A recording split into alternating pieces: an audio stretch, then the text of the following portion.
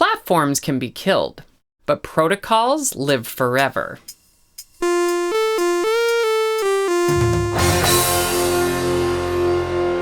Discord, like Facebook and MySpace before it, is a centralized platform.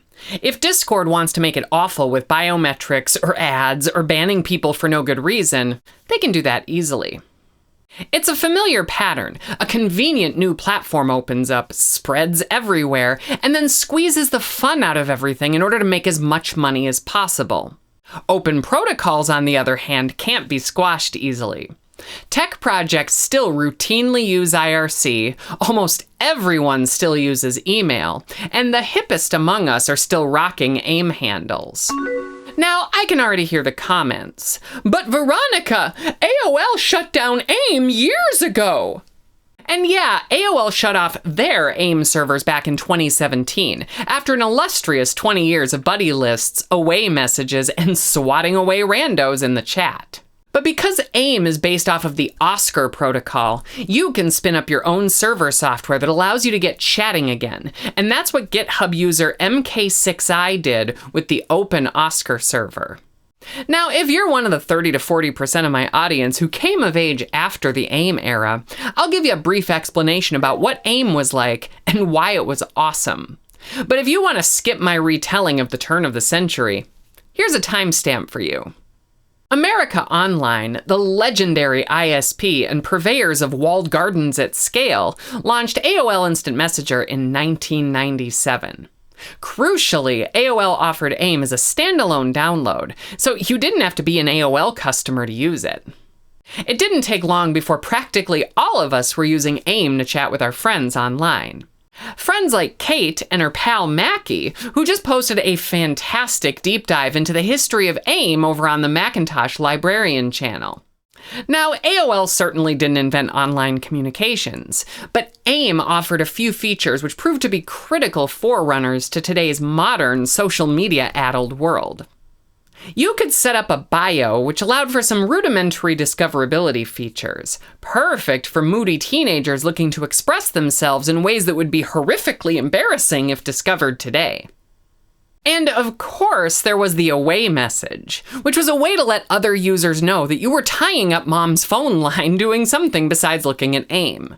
In practice, these away messages were basically status updates, an opportunity to let everyone know what you were up to, who you were mad at, or what Blink-182 lyrics were written about you personally. But the most social feature of this proto-social media creature was the buddy list, basically a list of your online friends focused on presence, who was currently online and who was off. Now, you've got to remember, this was the 1990s. This was before the always-on internet that we imagine today. We didn't have internet-connected devices grafted onto our bodies at any given time.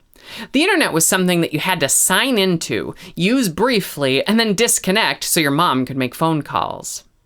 Kids today have no idea, but when I was growing up, we got to be offline sometimes, and it was glorious. You had to say goodnight to your friends. You had to tell people you were AFK. You got to be AFK. But AIM made us want to stay online. It wasn't just one-on-one chat either.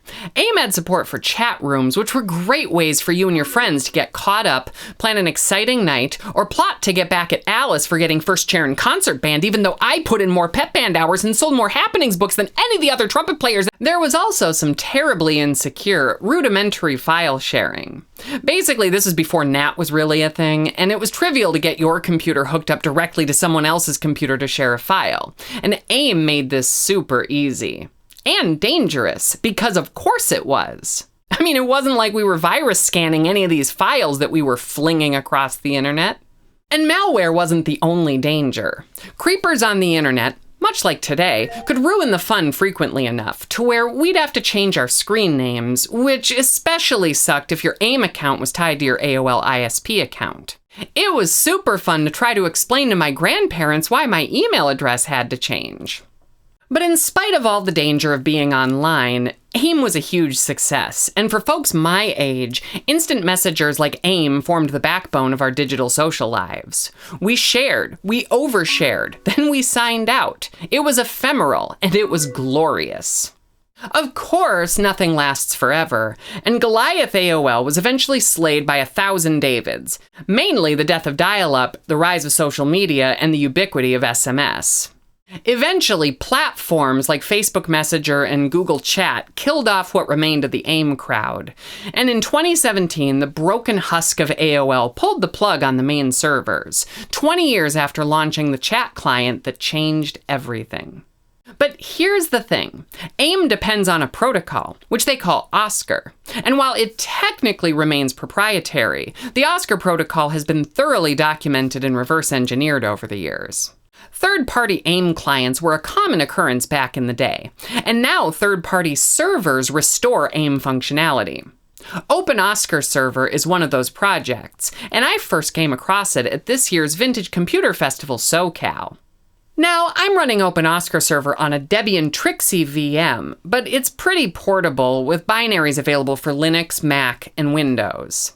I'll include more details in a blog post, and I'm sure Kate and I will be talking about it in an episode of our upcoming podcast. Podcast? You didn't say anything about a podcast! That's right, we're doing a podcast with VeRoNiCa ExPlAiNs. Oh my gosh, I got it ready.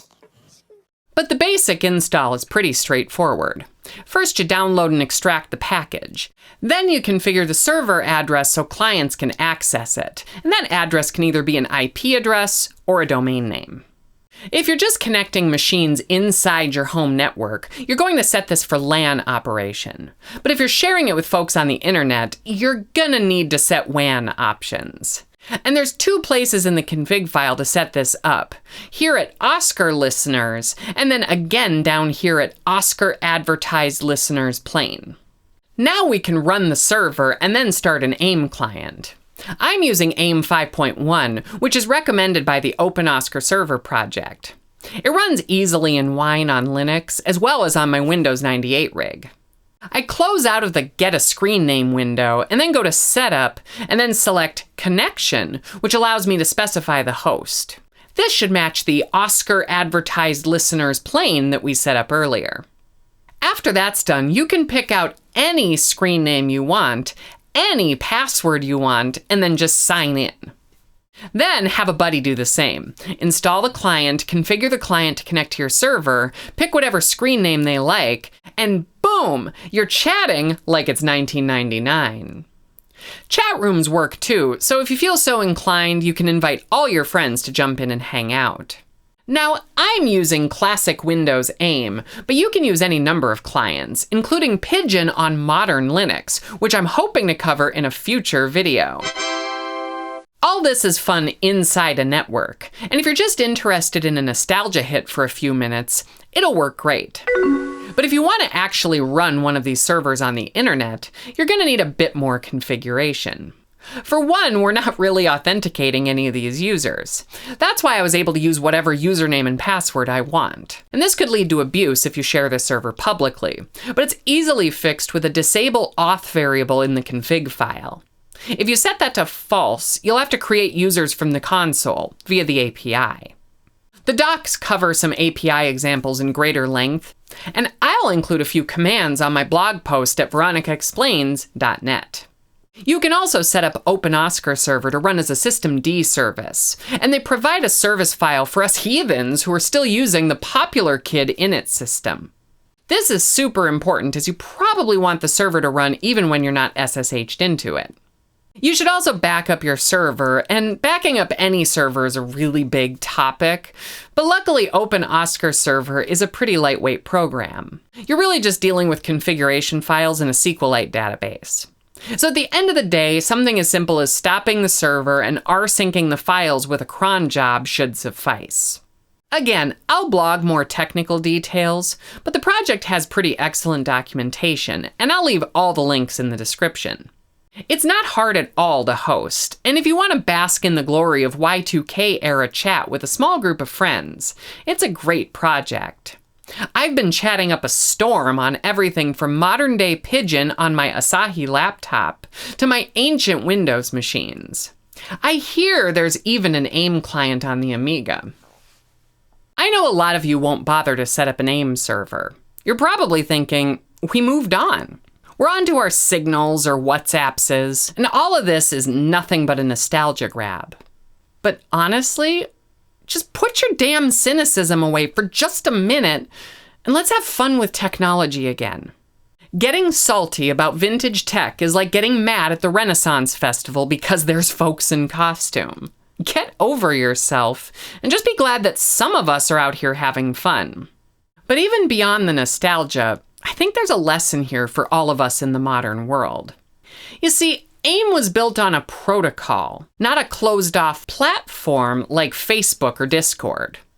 And because it was built on a protocol, some nerds reverse engineered it, and now my friends and I can chat using our 30-year-old computers.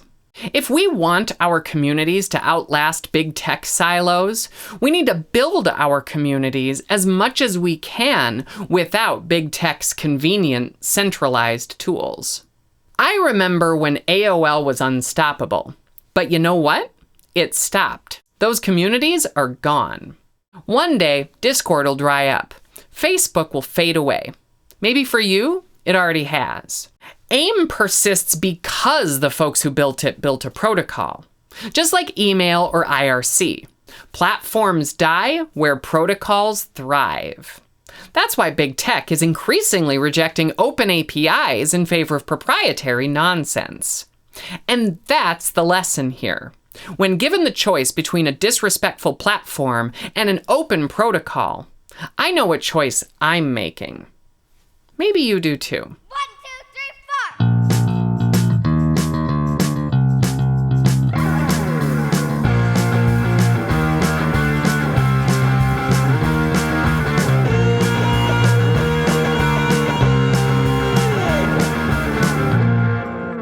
If you're still watching, say Mackie rocks in the comments, and then go watch Kate's video about AIM.